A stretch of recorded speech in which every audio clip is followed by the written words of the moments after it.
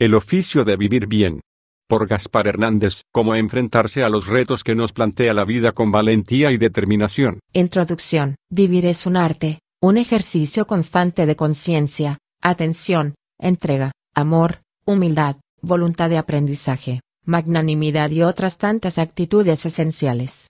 La gran paradoja es que aprendemos a caminar, a asearnos, a leer o a escribir, desarrollamos habilidades mentales complejas, como el cálculo o el álgebra, pero el oficio de vivir bien nos resulta harto difícil. La felicidad es una conquista y va de la mano de una labor personal.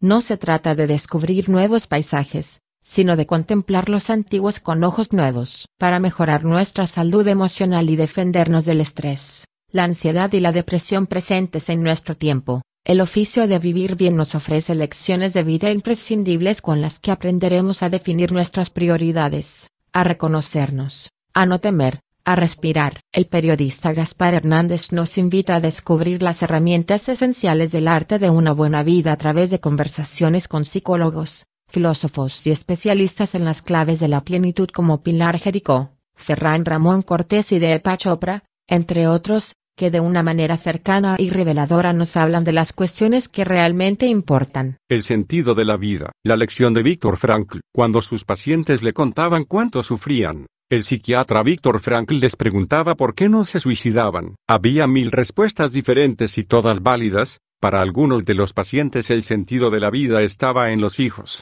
la pareja, el arte, una vocación, etc. La misma experiencia tuvo Frankl durante su cautiverio en el campo de concentración de Auschwitz. En su libro El hombre en busca de sentido, asegura que todos los supervivientes tenían algo por lo que valía la pena luchar. Viktor Frankl fue el creador de la logoterapia, una terapia a través de la cual se busca el sentido de la vida. Según él, a menudo encontramos el sentido de la vida gracias a una percepción positiva del mundo, que hace que nos fijemos en detalles cotidianos o pequeñas cosas que nos suelen pasar inadvertidas. Dicho sentido no es general ni aplicable a todos, sino que cada uno debe encontrar el suyo propio. Frankl propone caminar por la vida contestando de manera responsable a lo que se nos propone. El ser humano tiene el poder de decidir cómo enfrentarse a los hechos, aunque no pueda elegir esos hechos. Por eso, preguntas como ¿por qué tengo que pasar por tanto sufrimiento o qué he hecho yo para merecer esto son estériles? En vez de eso, más vale enfrentarse a las situaciones con optimismo. En su libro El sentido de la vida o la vida sentida, el psicólogo Javier Guix introduce otro matiz. Para encontrar el sentido de nuestra vida debemos revisar el pasado y entender qué motores nos han empujado a actuar como lo hemos hecho. Pero,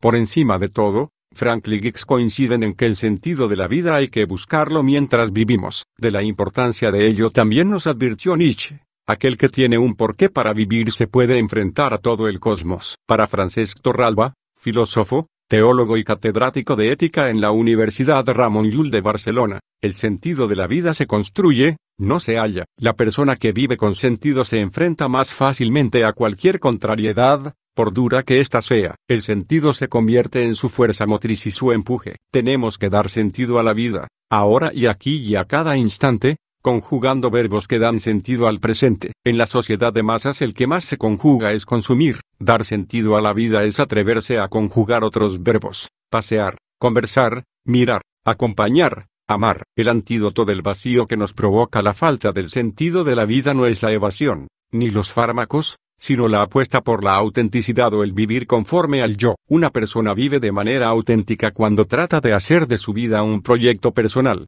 una obra de arte, y cuando no admite que su vida tenga un guión escrito. Proyecto de vida. Según el antropólogo Josep Maria Ferrícola, la felicidad es un estado del alma que llega como consecuencia del lugar que ocupamos en el mundo. Es decir, hoy en día, cuando buscar la felicidad a toda costa está tan de moda, esta viene si nos encontramos en el lugar que nos está reservado. El hecho de elegir está sobrevalorado. Hay que comprender que no podemos elegirlo todo. Por ejemplo, la vocación nos elige a nosotros y poco podemos hacer para impedirlo. Podemos escoger una carrera o un trabajo en función de la economía, el estatus social, lo que les gusta a nuestros padres, etc., pero eso no puede ocultar el hecho de que estamos donde no nos corresponde y que nos sentimos infelices. Encontrar la felicidad requiere cambiar de escenario, de acuerdo con nuestros valores más profundos. En ese sentido, La felicidad implica una cierta violencia sin la cual no hay cambio. La lucha o la fricción son creadoras de energía. Tenemos que despojar al imperativo sigue a tu corazón del envoltorio cursi y llenarlo de sentido.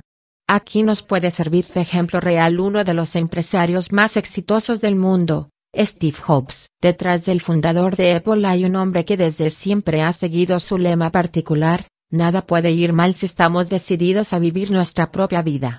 Se trata, según Jobs, de escuchar a nuestro corazón, porque él ya sabe, antes que la cabeza, lo que en realidad somos y queremos.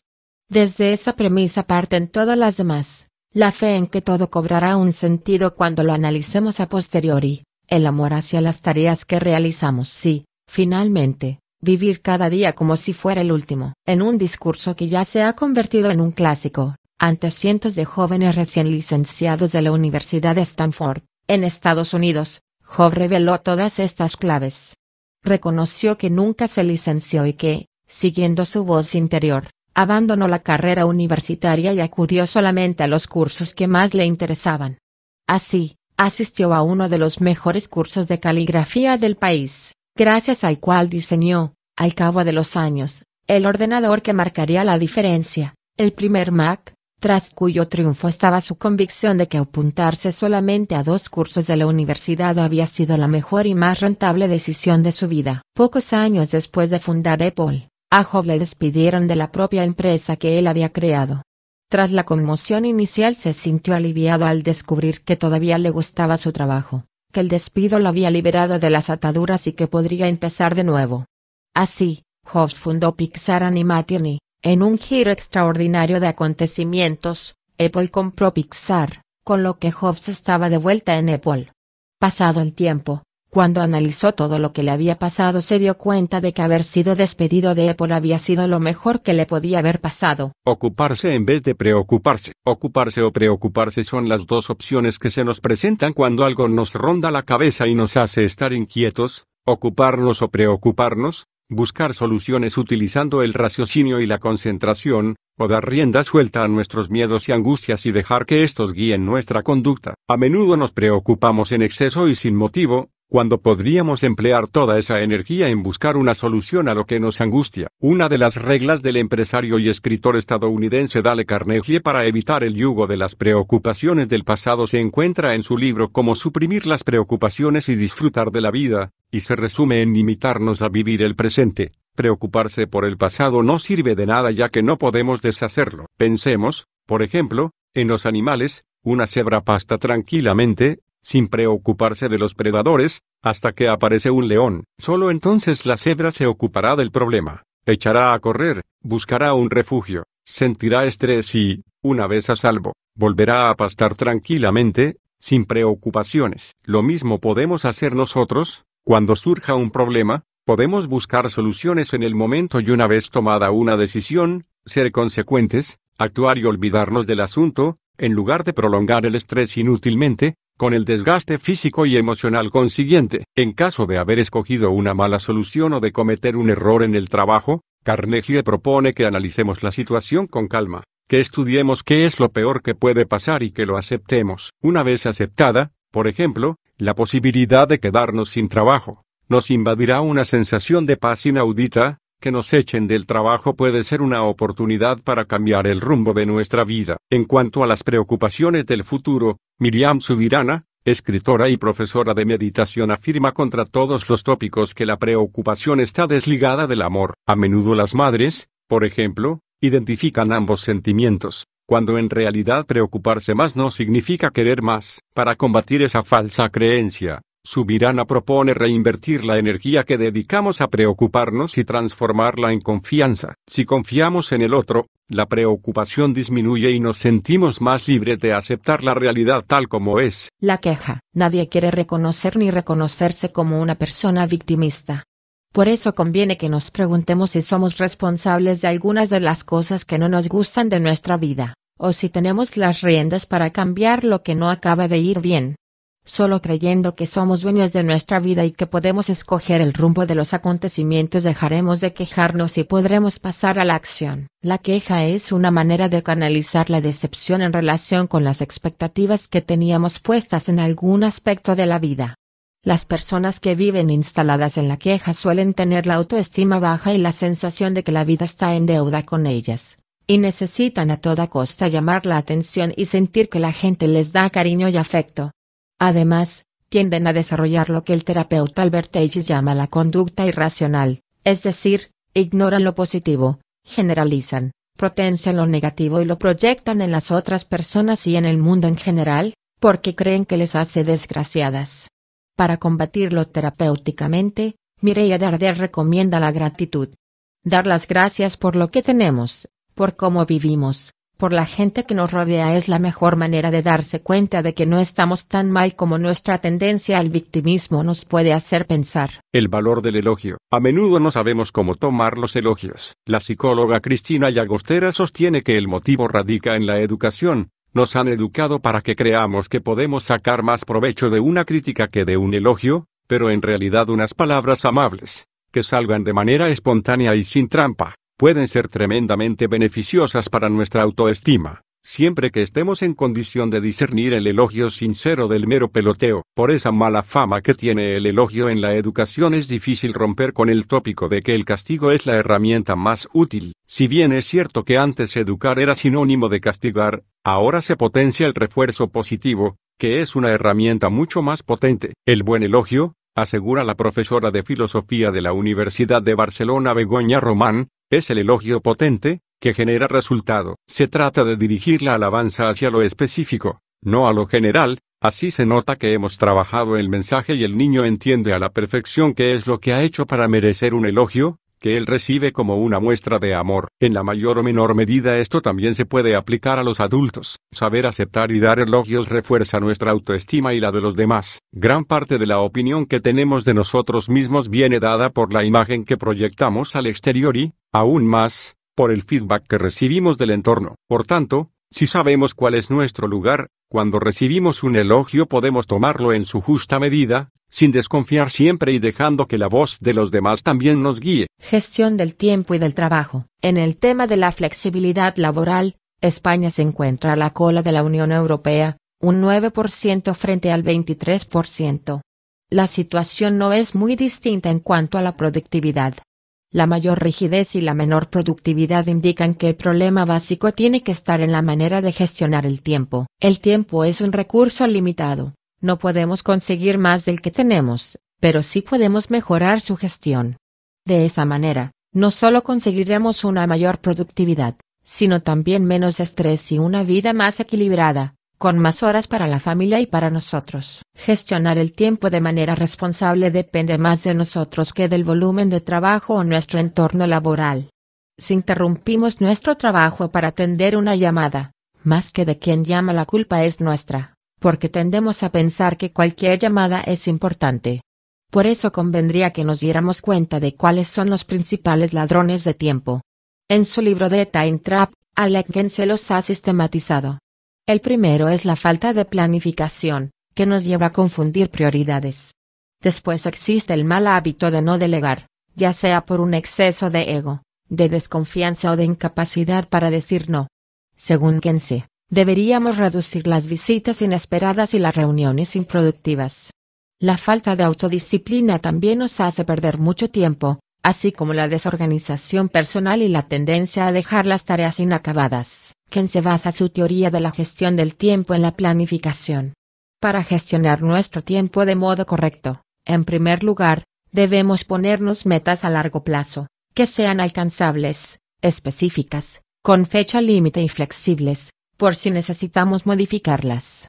A continuación, tenemos que establecer unos objetivos a corto plazo que nos ayudarán a conseguir las metas anteriores.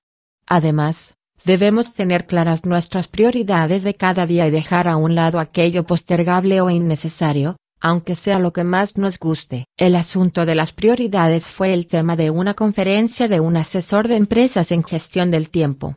Para ejemplificar su tesis llenó ante la audiencia un frasco con piedras del tamaño de un puño. Cuando ya no cabían más, Sacó un cubo con gravilla, metió la parte del contenido en el frasco de las piedras y lo agitó. Eso hizo que la gravilla se colara por las grietas que dejaban las piedras. Después sacó un recipiente con arena y la echó dentro del frasco mientras ésta se escurría entre piedras y gravilla. Con eso quería demostrar que antes que la arena, hemos de colocar siempre las piedras grandes de nuestra vida. Debemos preguntarnos cuáles son para nosotros esas piedras y colocarlas en la agenda antes que nada. Lo demás ya encontrará su lugar. El tiempo es un capital valioso, tanto o más que el dinero, y deberíamos perder un poco de él para aprender a gestionarlo. Para Andrés Martín Azuero, profesor de reducción del estrés en el Centro Médico de la Universidad de Massachusetts, cuando tenemos más tareas de las que el tiempo nos permite, surge una preocupación que nos lleva a acelerar. Sin embargo, a partir de cierto punto, si la preocupación sigue aumentando, nuestra eficacia disminuye. Alguien con una preocupación excesiva trabaja apresuradamente, olvida cosas, comete errores, salta de una tarea a otra y tiene muchas interrupciones, por lo que resulta menos eficaz. Aquí la agenda es básica, porque se trata de organizar el día según las prioridades. Tenemos que fijar prioridades, dejar algunos espacios para imprevistos e intentar que nuestra mente esté concentrada. Uno puede tener más o menos actividades, pero, si las lleva a cabo una después de la otra, el efecto que eso produce en nuestro sistema emocional será mucho menor. También es importante diferenciar entre lo urgente y lo importante. Cuando una persona trabaja orientada a resolver las cosas urgentes, y dado que lo urgente lleva incorporado una sensación de prisa, siempre trabaja con prisa, y la prisa genera ansiedad, que a su vez produce tensión y así sucesivamente. Sin embargo, cuando una persona trabaja orientada hacia las cosas que son importantes, lo que hace en su vida adquiere un mayor sentido. Y encuentra una satisfacción porque ve que su tiempo está siendo bien aprovechado. Trabaja, por tanto, sobre lo que es importante, y no sobre lo urgente, y tiene, en consecuencia, menos estrés. Estar quemados. Burnout. Si somos idealistas en extremo, si depositamos expectativas excesivas en el trabajo, si somos muy exigentes con nosotros mismos, si no somos capaces de perdonarnos el mínimo error, si somos poco flexibles y no nos adaptamos bien a los cambios, entonces somos proclives a desarrollar el síndrome burnout o acabar quemados en el trabajo que realizamos. No obstante, no todo depende de uno mismo. Existen varios factores propicios para generar el síndrome burnout, aunque estos solo tienen o carecen de fuerza en función de cómo los tomemos. Según Marisa Bosqued, psicóloga clínica, los factores de riesgo en el trabajo son la sobrecarga, la falta de medios para llevar a cabo el trabajo, la falta de definición de lo que debemos desempeñar, los cambios continuos, el mal ambiente, la mala gestión de los directivos, la falta de reconocimiento,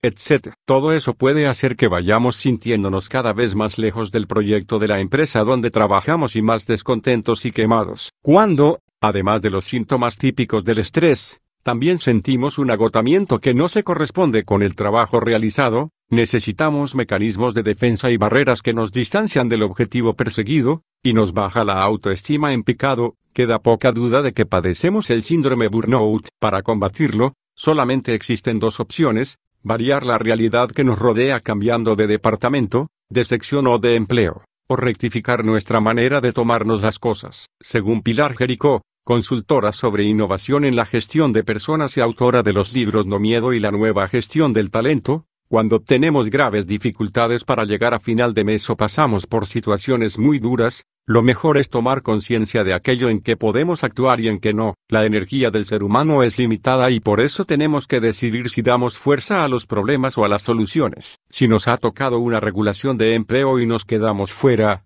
tenemos que focalizar la energía en la solución. No sirve de nada recrearse en el lamento. Lo peor que podemos hacer es darle la espalda al miedo. Tenemos que mirarle a la cara. El peor miedo es el ambiguo, especular con lo que puede ocurrir, qué pasará si me despiden, etc. Ante todo, hemos de preguntarnos si realmente nos pueden despedir, después, ver qué alternativas tenemos y, desde ahí, construir un plan de acción muy práctico. El peor miedo es el que está en nuestra cabeza, y al que le damos vueltas y vueltas sin parar. Cuanto más pensamos en el miedo, más fuerza le damos. El miedo ha sido la herramienta tradicional para gobernar las empresas, las familias, los países y la sociedad en general. Hay jefes o líderes que utilizan el miedo por incapacidad absoluta de emplear otras herramientas. Este es un modelo agotado que no sirve para sacar lo mejor de las personas. Más vale apoyarnos los unos en los otros, buscando redes de colaboración. Emociones estériles. Ira y miedo. La ira es una emoción destructiva y,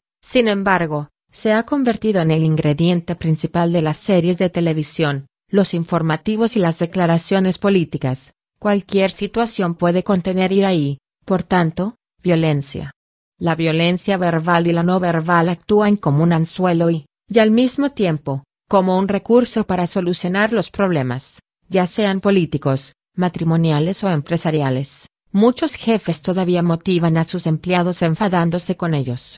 No obstante, la ira es una emoción destructiva siempre y cuando no la sepamos canalizar.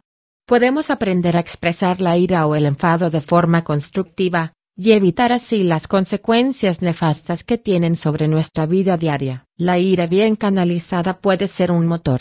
Si practicamos deporte cuando estamos enfadados, no solo liberamos energía negativa, sino que podemos lograr grandes resultados. Uno de los mejores tenistas de la historia, John McEnroe, fue un joven colérico la mayor parte de su carrera. Parecía capaz de transformarla en una gran actuación. Sus ataques de ira eran como llamaradas y McEnroe era capaz de activarlos y desactivarlos con tanta rapidez que no afectaban a su concentración. Además, tenía tanto talento natural y una determinación tan ilimitada, que contrarrestaban con creces su falta de control emocional. En el fondo de la ira hay frustración.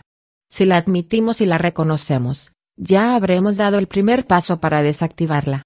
Se trata de reconocer que estamos airados o que algo nos ha molestado. Lo ideal sería expresar cómo nos sentimos, qué nos ha herido, para que en una próxima ocasión no se vuelva a repetir la misma situación. Según la psicóloga Cristina Llagostera, es más fácil que esto se consiga hablando de uno mismo, de los propios sentimientos y sensaciones, y de la necesidad o expectativa que no se ha visto cumplida. En el caso contrario, puede que la otra persona se sienta juzgada, atacada o ofendida y sea difícil que le llegue el mensaje e intente cambiar su actitud. Hay otras formas de dar salida a la ira, tales como las técnicas de relajación y de respiración, con las cuales podemos reducir la excitación y la agitación físicas que se desencadenan con esta emoción. Si hablamos cuando ya estamos un poco relajados y tenemos una perspectiva de la situación más ecuánime, el conflicto tendrá más probabilidades de resolverse. El valor no es la ausencia del miedo. En Occidente, tener valor implica a menudo no tener miedo, pasar por encima de lo que consideramos bueno o prudente y actuar como personas valientes. En Japón, en cambio, tener valor tiene un matiz distinto. Según Vicente Haya, niponólogo y catedrático de filosofía, el primer paso para la sociedad japonesa, antes de plantearse la cuestión del valor, es agudizar el ingenio para evitar la confrontación. Para los japoneses, la verdadera destreza, donde se demuestra la inteligencia, es en el arte de eludir el enfrentamiento. Si no lo consiguen, están mostrando su debilidad. Entonces tendrán que afrontar esa confrontación sabiendo que han dado mal el primer paso. Desde Oriente nos llega la enseñanza de que el valor no es la falta de miedo, sino la conciencia de que vale la pena atravesar el umbral del miedo. Aunque las causas que cada uno encuentra para hacerlo sean diferentes, los samuráis tenían un código de honor muy rígido que les servía de guía espiritual, basado en la bondad, la justicia, la cortesía, la honestidad, el honor, el valor y la lealtad. Nosotros, que no somos samuráis, debemos enfrentarnos al miedo y encontrar valor por otros medios. Según el escritor Alex Rovira, el valor es el resultado de varios pasos previos. El coraje que se obtiene al saber que hay algo por lo que vale la pena luchar, el sentido denotativo de la palabra valor, es decir, generar un valor añadido a la vida, el riesgo que implica traspasar una frontera sin saber a ciencia cierta qué vamos a encontrar al otro lado, y la decisión de traspasar el umbral de la comodidad en el que estamos instalados. Reunir todos estos requisitos no es fácil y puede llevarnos a estar inmóviles en un miedo continuo. Esa es una mala política, ya que el miedo solamente es útil cuando nos alerta de algo, pero es un mal consejero cuando se instala en nuestra voluntad de ilusión. Las leyes espirituales del éxito. El médico estadounidense de origen indio Deepak Chopra afirma que existen leyes universales que nos ayudan a traer el éxito a cualquier ámbito de nuestra vida. La tesis de su libro Las 7 leyes espirituales del éxito es que el éxito es un viaje y que la abundancia material por sí sola no puede garantizarnos ser felices. Necesita ir acompañada de salud, entusiasmo, relaciones personales, libertad creativa y tranquilidad.